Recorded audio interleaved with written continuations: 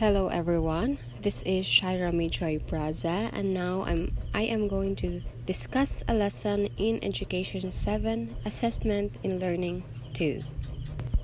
In this discussion, we are going to tackle the topic process of developing scoring rubrics.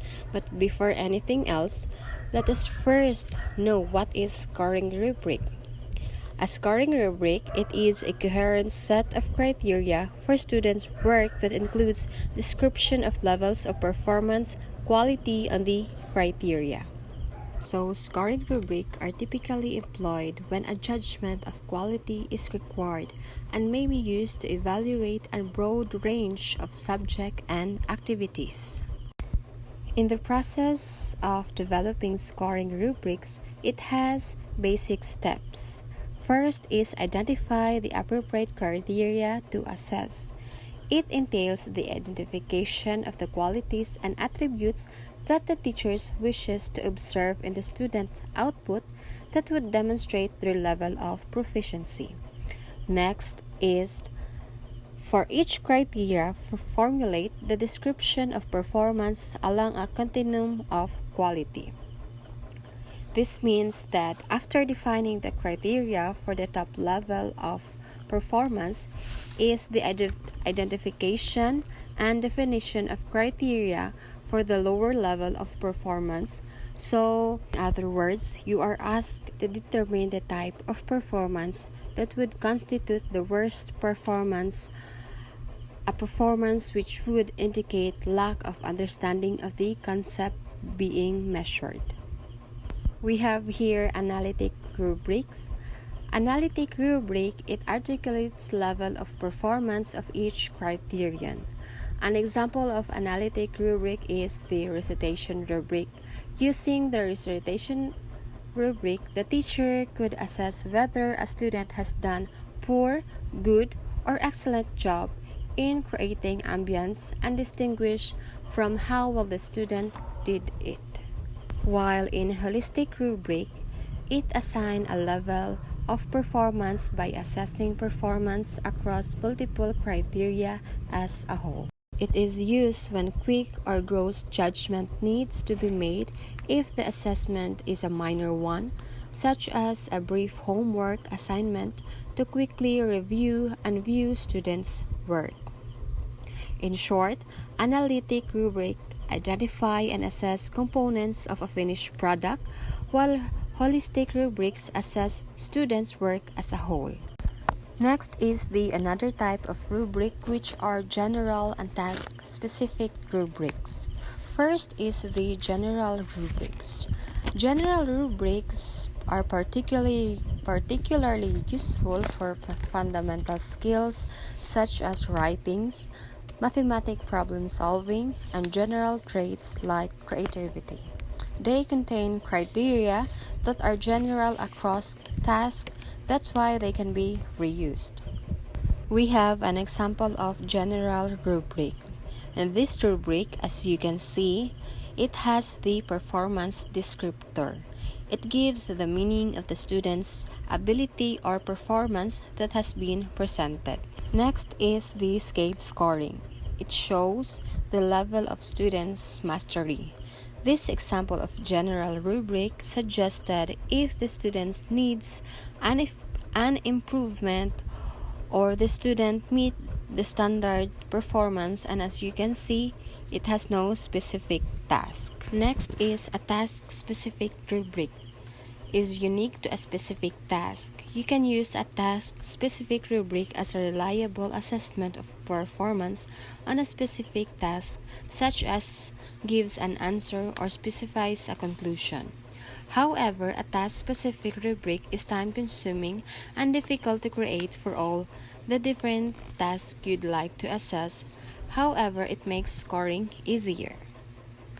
We have an example of task-specific rubric.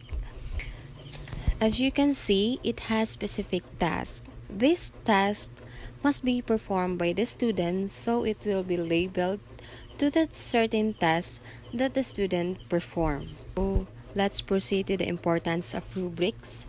Rubrics are important.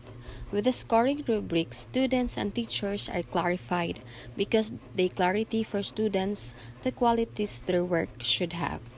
This point is often expressed in terms of students understanding the learning target and criteria for success. For this reason, rubrics help teacher each. They help coordinate instruction and assessment, and they help students to learn.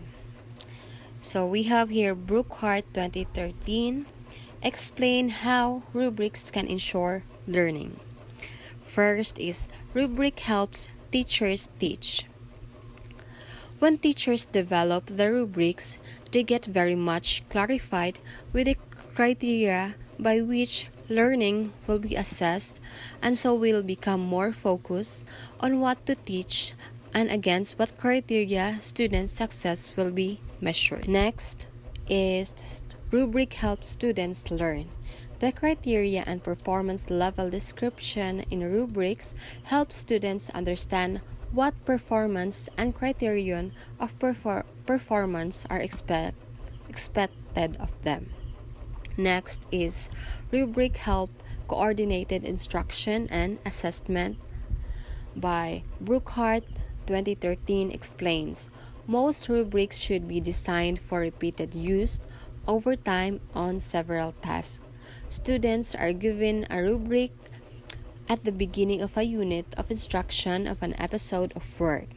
They tackle the work, receive feedback, practice, revise, or do another task, continue to practice, and ultimately receive a grade, all using the same rubric as their description of the criteria and the quality levels that will demonstrate learning. This path to learning is much more cohesive than a string of assignments with related but different criteria. Lastly, we have checklist and rating scales. Authentic assessment schemes, apart from scoring rubrics exist in the arsenal of a teacher. These are checklist and rating scales, which are often confused with rubrics. Checklists and rating scales differ from scoring rubrics in the sense that they lack description of performance quality, which is one of the two main characteristics of scoring rubrics. Like rubrics, checklists and rating scales, however, do have criteria. The criteria for checklist and rating scales are the list of things that you check or rate. If something has been done, just check or checklist, or how often it has been done or rating scale.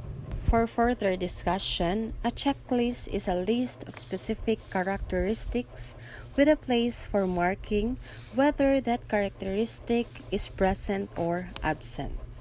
Checklists are used when learning outcomes are defined by the existence of an attribute.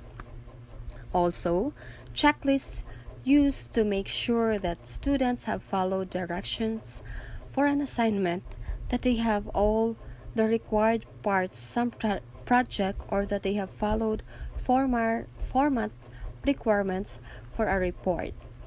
Take note that the checklist does not evaluate the quality of the project.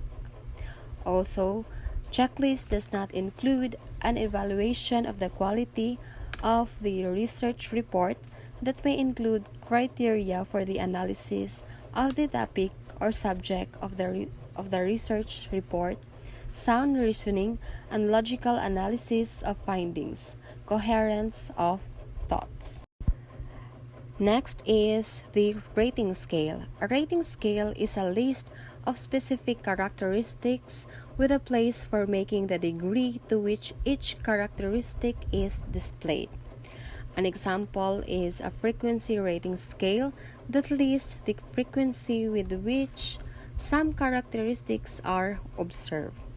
For example of a rating scale is in public speaking. The characteristics makes eye contact, or it is done frequently, occasionally, seldom, or never. So that would be all for my discussion in the process of developing scoring rubrics. Thank you so much and have a good day.